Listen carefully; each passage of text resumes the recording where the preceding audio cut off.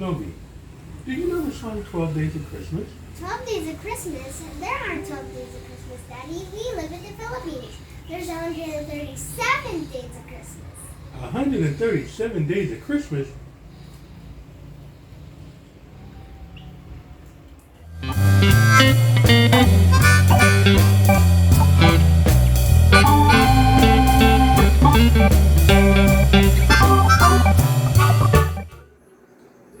"137 Days of Christmas." How do they celebrate Christmas in the Philippines? Hi, everybody. Welcome to another video log in My Philippine Diary. Today, we're going to discuss why the Christmas celebration is so lengthy in the Philippines and how it turns out to be 137 days. Filipinos start their celebration on the first of and all throughout the month, all throughout the burrs. The burrs are the months that end with ber, B-E-R. That would be September, October, November, and December.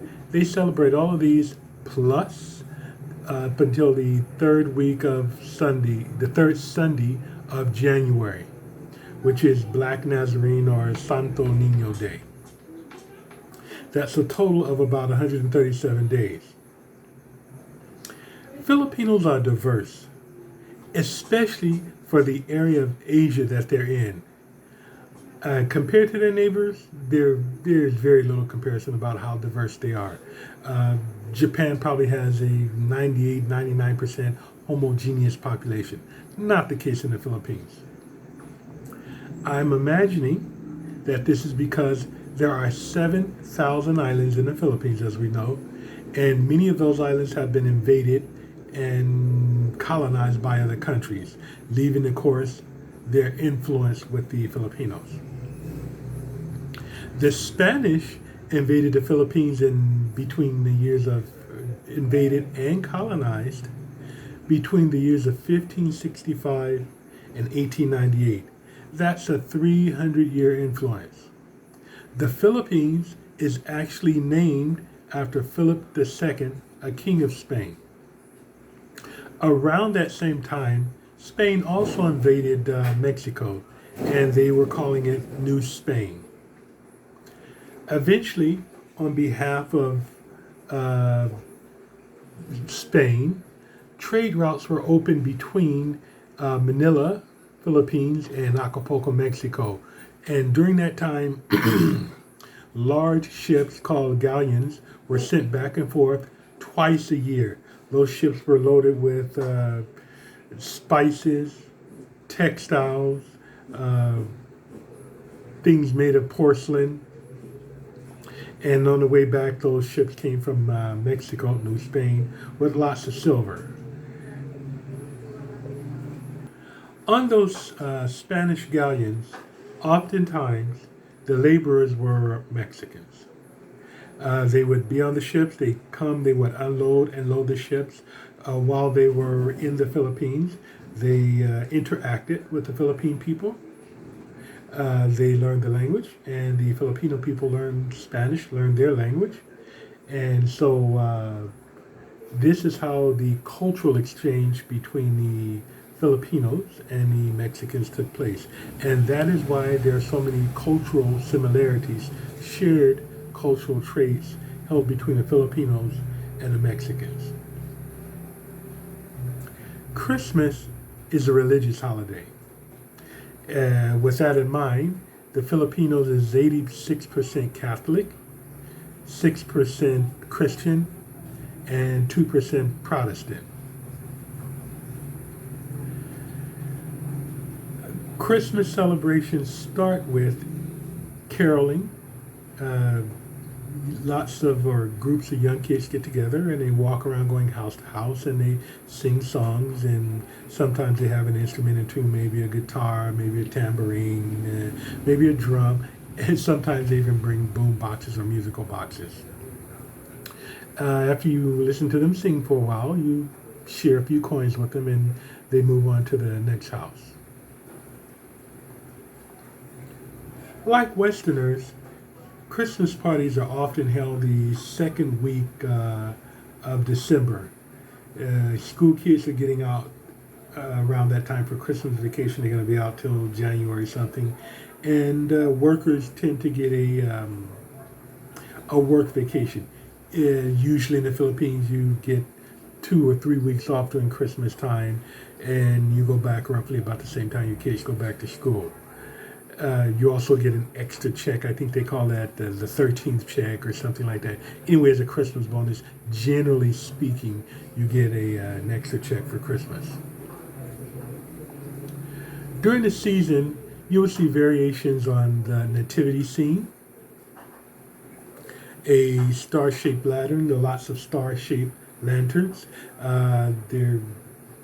They have lots of Christmas lights on them, and you see people hanging them on their homes, on their businesses, and things like that.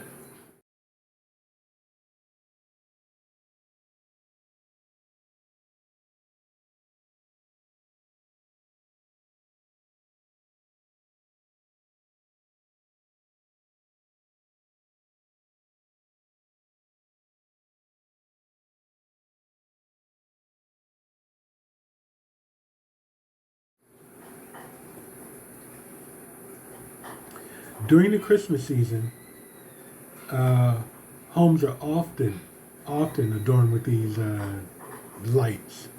These paroles, as they're called, I believe.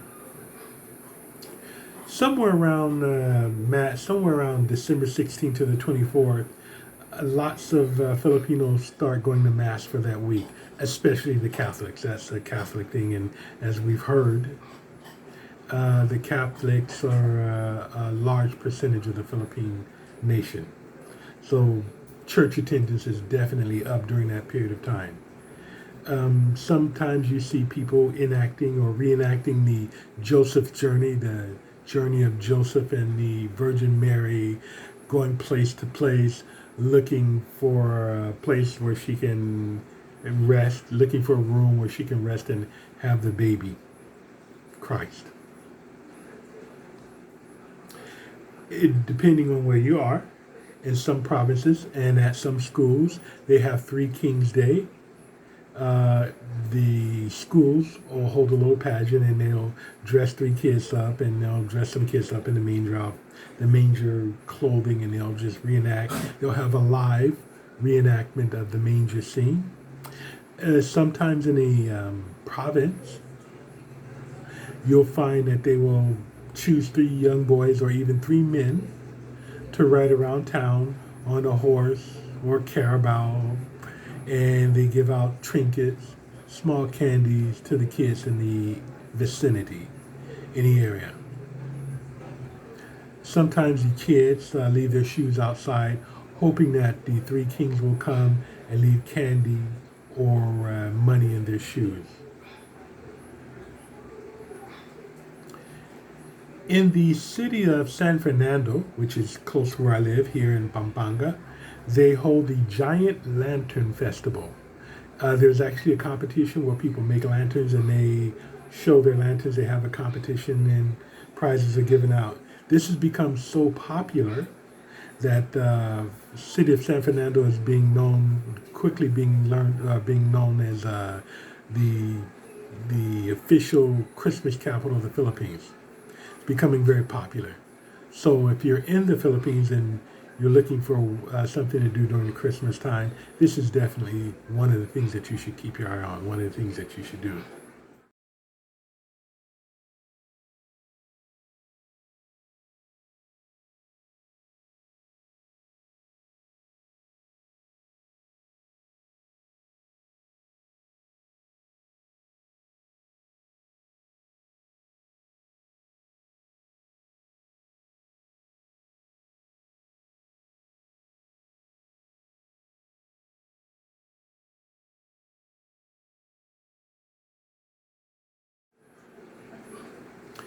During the Christmas season, during Christmas and Christmas Eve, on Christmas Eve, Filipinos usually spend that time with their family. They go at the very latest in the evening. They have a big meal, a big feast.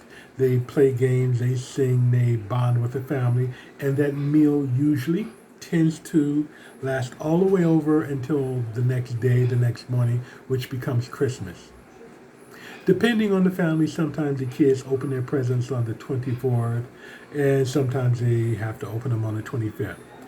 But on the 25th, there's usually some church-going people going to pay their respects to their deity, their God. And they also pay respect to the elders.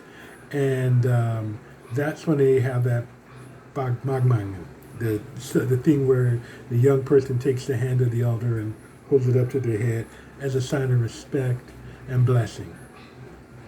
And in return, sometimes, if possible, the elder person gives them an alginalo, kind of a cash Christmas gift.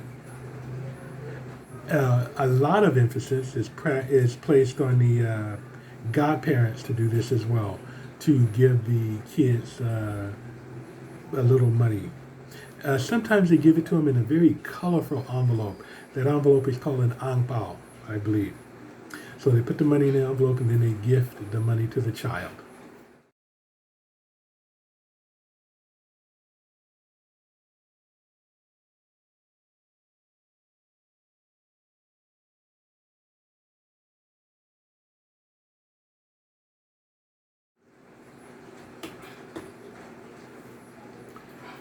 On December 28th, some people celebrate Niños Inocentes.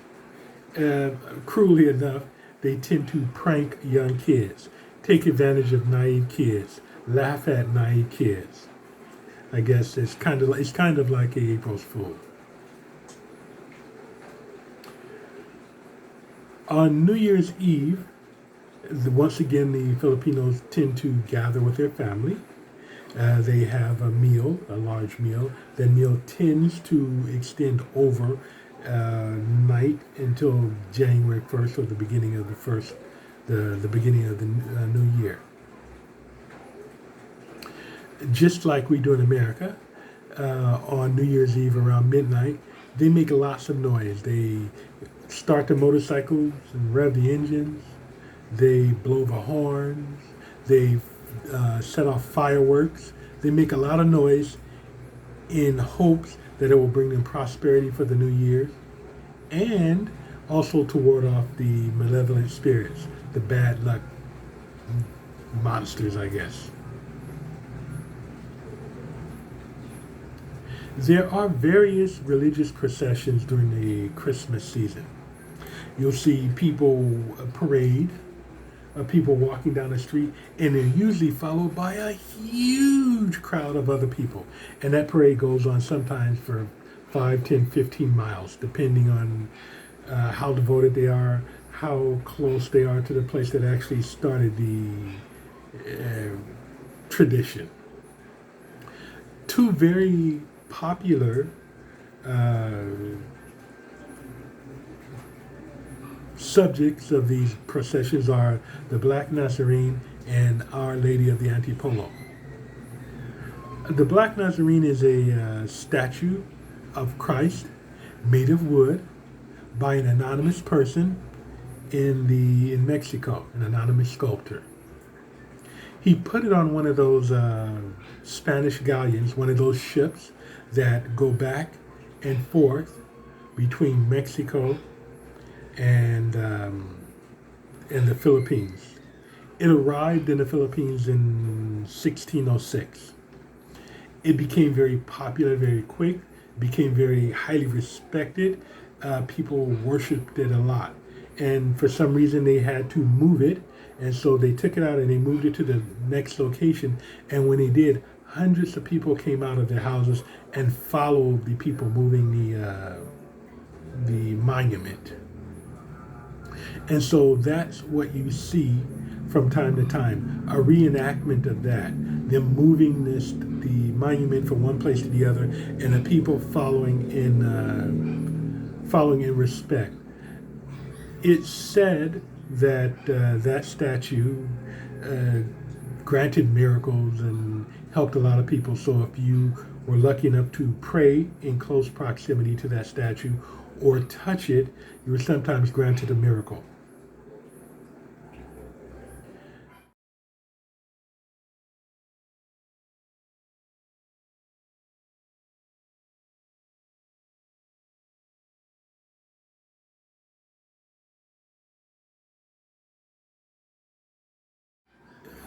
Um, there was a slight controversy relating to that statue, and it is the color of the statue. The statue is dark-skinned, and thus the name Black Nazarene. Uh, but some people said it is that color because of candles burning in the church, and the smoke got into the wood and it changed it to a darker color. Some people say the galleon, the Spanish ships, caught on fire when they were bringing it over, and the smoke seeped into the wood and caused it to turn that color.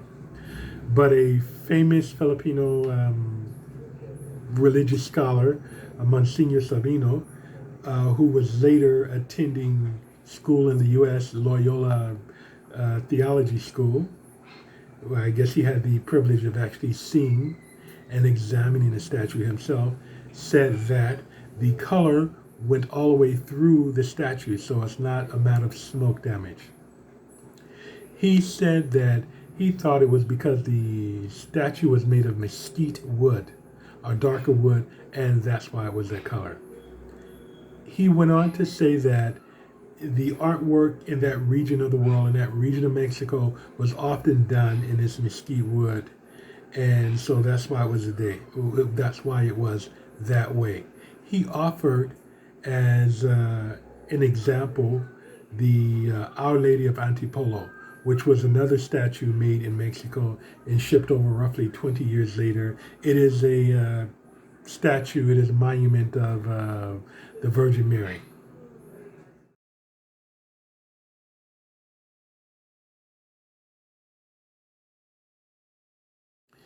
She too, this statue too, this monument too, is also darker color because of the wood or whatever. So that was him saying, that was the father saying, this is why it's that way, and here's the proof. Both of these statues are highly regarded, highly respected, and I hate to say the word worshipped, but they are worshipped.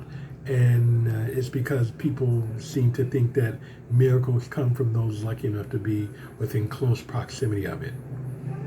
There are hundreds of these statues in Europe, and some of them are dark or black as well, and they also seem to believe that being in close proximity to these statues leads to miracles being granted.